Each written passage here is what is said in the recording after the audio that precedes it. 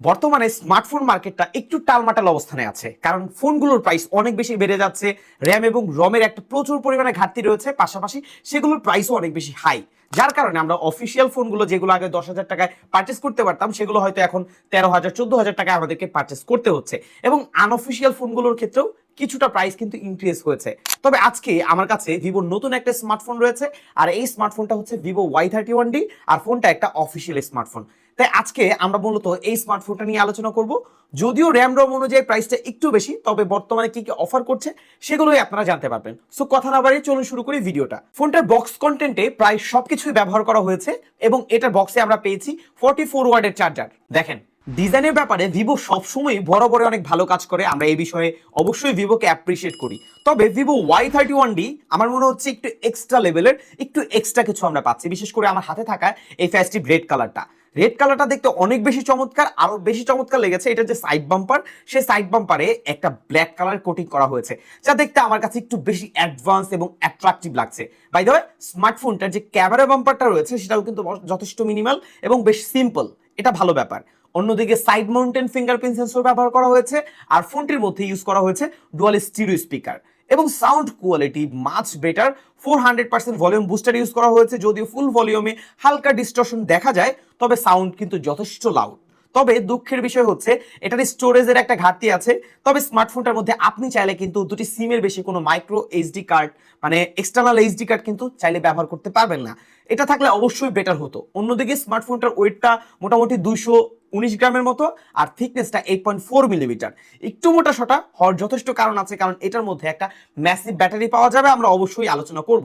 তবে স্মার্টফোনটা একটু বড় সড়ো হওয়ার ফলে এক হাতে ব্যবহার করতে গেলে একটু প্যারা খেতে পারেন, তবে ইজিলি আপনি চাইলে কিন্তু দুই হাতে কমফোর্টেবলি ফোনটা ব্যবহার করতে পারবেন। বিশেষ করে এটা যে ব্যাক প্যানেল রয়েছে, সেই ব্যাক প্যানেলটা কিন্তু হালকা কার্ভ, তাই কিন্তু স্মার্টফোনটার মধ্যে ভালো একটা গ্রিপিংও পাওয়া যাচ্ছে। তবে আপনারা হতাশ হবেন ফোনটার ডিসপ্লেটা দেখে। যদিও এখানে একটা পাঞ্চুয়াল ডিসপ্লে অফার করা হয়েছে, তবে চারদিকে চিন এবং বেজেল এরিয়া সেটা কিন্তু একটু বেশি, আর একটু মিনিমাল, আর একটু ন্যারো হলে দেখতে আরো বেশি ভালো লাগতো।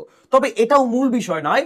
মূল বিষয়টা হচ্ছে এই ডিসপ্লেতে ব্যবহার করা হয়েছে একটা এইচডি প্লাস ডিসপ্লে। এখন যে ফোন আমাকে 25 থেকে 30,000 টাকার মধ্যে পারচেস করতে হবে, সেই ফোনে যদি এইচডি প্লাস ডিসপ্লে থাকে, সেটা কিন্তু ভাবা বা চিন্তা করা একটু অস্বাভাবিক। এখন এই ফোনে কিন্তু সেটাই অফার করা হয়েছে। অফিসিয়াল ফোনগুলোর ক্ষেত্রে বর্তমানে ফোনের প্রাইস যেহেতু একটু বেশি, অনেক ব্র্যান্ড আছে তারাও কিন্তু মোটামুটি অ্যামোলেড অথবা full HD plus display offer করছে, সেখানে এই ফোনটা আমাদেরকে একটু হতাশ করেছে। তবে অন্যদিকে এইচডি প্লাস ডিসপ্লে হিসেবে কন্টেন্ট দেখেছি, কন্টেন্ট মোটামুটি ঠিকঠাক আছে। ফোনটা আউটডোর ভিজিবিলিটিতে মোটামুটি ঠিকঠাক কাজ করছিল। এছাড়া স্মার্টফোনটার মধ্যে 120 hertz high refresh rate offer করা হয়েছে, তবে 120 হার্জ যে প্রপার কাজ করছে সেই বিষয়টা আসলে তেমন একটা ফিল করিনি। তবে এমনিতে এইচডি প্লাস ডিসপ্লে হিসেবে যে ধরনের ওয়াচিং এক্সপিরিয়েন্স বা যে ধরনের কোয়ালিটি থাকা দরকার, সেটা মোটামুটি আছে। তবে দাম বিবেচনায় ফুল এইচডি প্লাস ডিসপ্লেটা থাকা অনেক বেশি দরকার ছিল। এখন আপনাদের মনে প্রশ্ন আসতে পারে, তাহলে ফোনটার ভালো কাজটা কোথায় করেছে, এবং সেটা হচ্ছে ফোনটার ডিউরেবিলিটি। ফোনটার মধ্যে এসজিএস এর সার্টিফিকেশন রয়েছে, পাশাপাশি মিলিটারি গ্রেডের সার্টিফিকেশনও রয়েছে। তাই ফোনটা ক্লেম করছে নর্মাল রেঞ্জ থেকে এইভাবে যদি পড়ে টরে যায়, সেই ক্ষেত্রে কিন্তু ফোনটা কিছু হয়ে যাওয়ার সম্ভাবনা তেমন একটা থাকছে না। আর এই ফোনটা আরো একটা বিষয় হাইপ ক্রিয়েট করেছে, সেটা হচ্ছে IP68 এবং 69+। সো এই জায়গাতে ফোনটা একটু অ্যাডভান্স। আমরা কিন্তু কিছুটা এক্সট্রিম টেস্ট করেছি, যা আপনারা দেখতে পাচ্ছেন। আমরা ফোনটা অলরেডি ফ্রিজে রেখেছি, সেখানে ফ্রিজে রেখে ফোনটাকে বরফ করেছি, এবং তারপরেও কিন্তু ফোনটা কাজ করছে। সো এই বিষয়গুলো মানে ডিউরেবিলিটির মামলায় কিন্তু ফোনটা যথেষ্ট স্ট্রং, এবং যে কোনো জায়গায় যে কোনো পরিস্থিতিতে অনেক ভালোভাবে সার্ভাইভ করতে পারবে ভিভো Y31D। স্পেসিফিকেশনের দিক থেকে ফোনটা 3টা ভেরিয়েন্টে লঞ্চ করা হয়েছে, এবং ফোনটির মধ্যে প্রসেসর হিসেবে ব্যবহার করা হয়েছে স্ন্যাপড্রাগন 6S Gen 2 চিপসেটটা, এবং এটার মধ্যে আমরা পেয়েছি Adreno 6 বিল্ট ইন Android 16। এখন এই 3টা ভেরিয়েন্টের মধ্যে LPDDR4X টাইপের র্যাম ব্যবহার করা হয়েছে, আর রম টাইপ হচ্ছে UFS 2.2।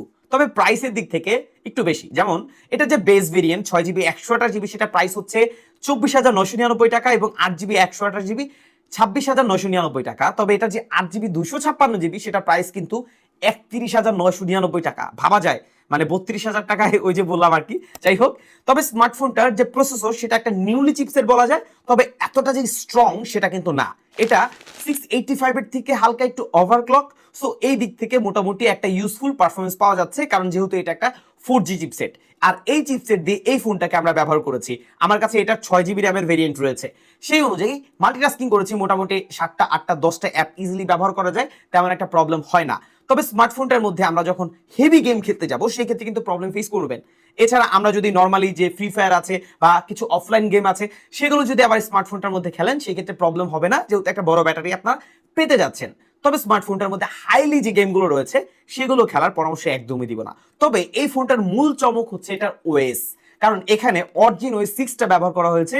আর এই ওএসটা কিন্তু আগের ফান্টাস ওএস থেকে তুলনামূলক অনেক বেশি বেটার, অনেক বেশি ফিচারফুল, কারণ এখানে কিন্তু আমরা অনেক বেশি কাস্টমাইজেশনের অপশন পাচ্ছি, চাইলে প্রচুর থিম ইউজ করতে পারছি এবং এখানে প্রচুর প্রচুর ফিচার রয়েছে যেগুলো আই হোপ আপনাদের কাছে ভালো লাগবে। যারা অলরেডি চাইনিজ অরিজিন ওএসটা ব্যবহার করেছেন তারা মোটামুটি একটা ফিল পাবেন, তবে সেই ধরনের স্মুথ যে একটা ফিল রয়েছে সেটা পাবেন বিষয়টা এমন না, কারণ সেগুলো কনফিগারেশন অনেক বেশি বেটার হয়।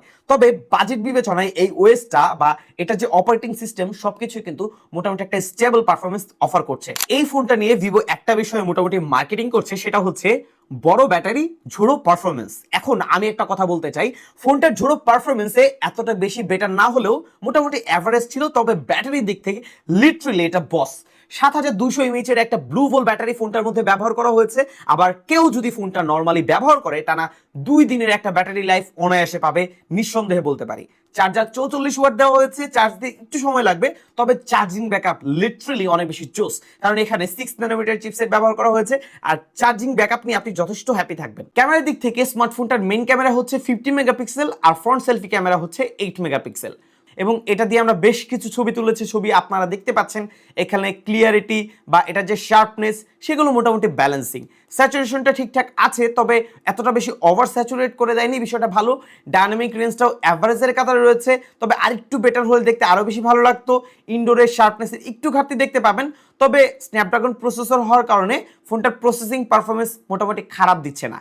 ফ্রন্ট ক্যামেরা দিয়েও আমরা একটা এভারেজ ছবি পেয়েছি, তবে তুলনামূলক 8 মেগাপিক্সেল হিসেবে ভালোই ছিল, খারাপ নয়। সেখানে আউটডোরে ভালো ক্লিয়ারিটি, শার্পনেস এবং স্যাচুরেশন লেভেল, ফেস টিউন মোটামুটি ভালোই ব্যালেন্স করার ট্রাই করছিল এবং এইচডিআরটাও মোটামুটি ব্যালেন্সের কাতারেই বলা যায়। এখন পরিশেষে একটা কথা বলতে হবে, যেহেতু এটা একটা অফিসিয়াল স্মার্টফোন তাই ভালো দিক খারাপ দিক সবকিছুই পেয়েছি।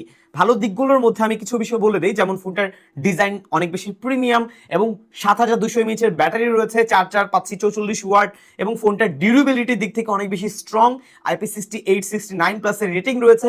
ক্যামেরাটা মোটামুটি অ্যাভারেজ, তবে এটার যে পারফরমেন্স বা প্রসেসরটা সেটাও মোটামুটি ব্যালেন্সের কাতারে আছে।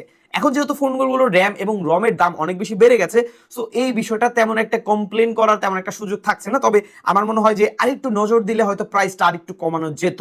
আর ফোনটার ডিসপ্লের দিকে অবশ্যই লক্ষ্য রাখা উচিত, কারণ এই দামের ফোনের মধ্যে ফুল এইচডি প্লাস ডিসপ্লে থাকা অনেক বেশি জরুরি। সো সবকিছু মিলিয়ে সাউন্ড কোয়ালিটি এই সকল দিকগুলো অ্যাভারেজ ছিল। আপনার কাছে যদি মনে হয় যে একটা অফিসিয়াল স্মার্টফোন নেবেন এবং লং টাইম ব্যাটারির জন্য ব্যবহার করবেন, ভালো প্রসেসর হতে হবে বা মোটামুটি একটা ভালো ইউজফুল পারফরমেন্স পেতে হবে, তাহলে হয়তো এই ফোনটা আপনি দেখতে পারেন। তবে আপনি যদি হেভি গেমিং এক্সপিরিয়েন্স চাচ্ছেন, হেভি পারফরমেন্স চাচ্ছেন, তাহলে এই স্মার্টফোনটা ইগনোর করতে পারেন। বিদায় নিচ্ছি আমি জাকারিয়া হাসান পার্থ। আসসালামু আলাইকুম।